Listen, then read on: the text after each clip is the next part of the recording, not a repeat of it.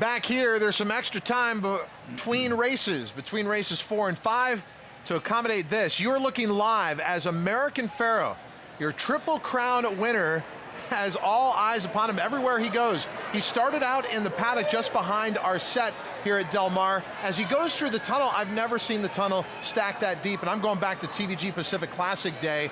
Ron, you've seen this paddock all meeting long. This is as crowded as it was all meeting to see a horse who will not race. No, and the last time I remember the paddock this crowded, especially when nobody was there before Pharoah got in, was when Zenyatta was going to come into the paddock. And this is quite a nice moment for a horse that deserves every accolade. Yeah, it's respect, it's appreciation, and it's the fact that, I mean, who knows?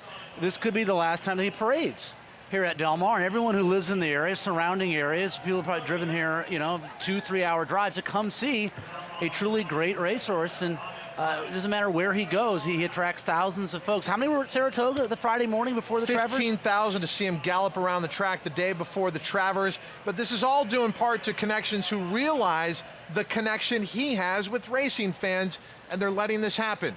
Mike Joyce is with Mr. Zayat. Standing by with Ahmed Zayat as American Pharoah is circling the paddock here with throngs of fans that seem to follow him everywhere. Do you ever get tired of this kind of reception? Absolutely not. He's once-in-a-lifetime horse. He excited the fans. We are very grateful to be back at Del Mar, where it all began. And it's so fitting that he is being paraded and honored by all of you here. It's just an incredible feeling. And Del Mar is such a funny place for him because his debut was not successful, but the run started with that brilliant victory in the Del Mar Futurity, and here we are on the eve of another Del Mar Futurity where there's a star of tomorrow waiting to rise. When you think about what you've gotten to see with American Pharoah, what kind of anticipation do you have for tomorrow and the new 2-year-old trying to make their way onto the scene? Listen, I don't think we only have one American Pharoah. I don't think we can repeat that, but we are very fortunate to have a very nice crop, and we're always hopeful. And actually, American Pharoah is a horse that brought hope for all of us. 37 years in waiting, and here it is. And now we all believe that we have a star and a superstar. What would you and what would American Pharoah, do you think, want to say to all these people that show up today and all the people that have shown up every day, including the 50,000 at Saratoga, the 15,000 that showed up for his gallop, the fans that came out to all the Triple Crown races, and all the fans especially here today? I'm all yours. He's America's horse. He's part of you. He loves people. He is an incredible, sweet horse, and it shows. Mr. Zayat, thank you very much. My pleasure. And it's worth coming out for. To see American Pharoah in person, I wish someone had kept track of all the pictures that he's taken with fans who have stopped by the barn. He's one of the most accommodating champions I've ever seen in my time in the sport. And we always talk about this, great athletes, and it applies in our sport, they have a charisma about them, and this horse has a charisma about him. Yeah, this horse is as classy as it gets, and he's just calm. He seems to almost be human, really, with knowing what goes on. He's great posing with people for pictures. And his connections, Bob Baffert, the Zayats, everybody has just been so great. When people come by the barn to take a picture, they have been very accommodating on that. And, just been an amazing ride with this horse, and he's one classy animal. Look at that track apron, shoulder to shoulder, Matthew. That's crazy, and I think American Pharoah thinks it's go time right now, doesn't he? I mean, he's used to being on the track with this many people, whether it's the Haskell at Monmouth Park, or the Travers at Saratoga, or the Belmont Stakes at Belmont. He has his game face on right now. I mean, he looks fabulous from an appearance standpoint.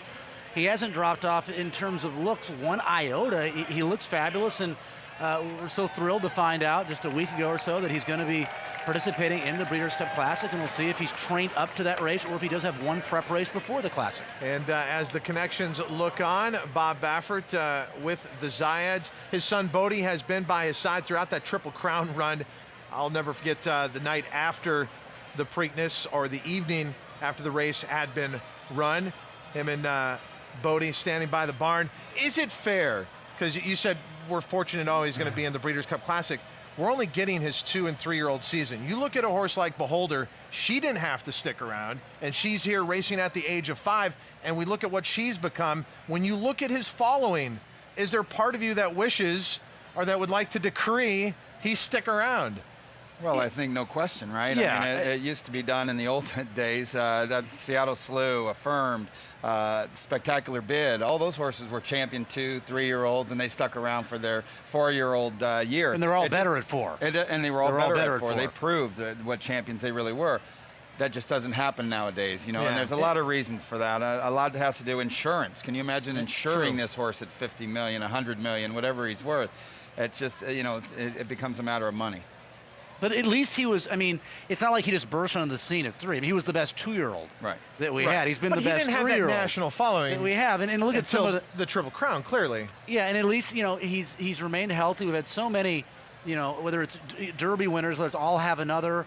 Smarty Jones never campaigned after the Belmont Stakes. So at least we're getting him for his entirety, it appears, of his 3-year-old campaign, which is more than what we've had for most of our really good 3-year-olds over the last decade or so. Yeah, in the modern game, he is a marvel, but he is a talent that we hope transcends 2015 and beyond. There is no doubt about his following. American Pharoah, wherever he goes, he draws a crowd. And wherever he's been, TVG has been there and will continue to be as he marches on in his career. What a brilliant career in the making.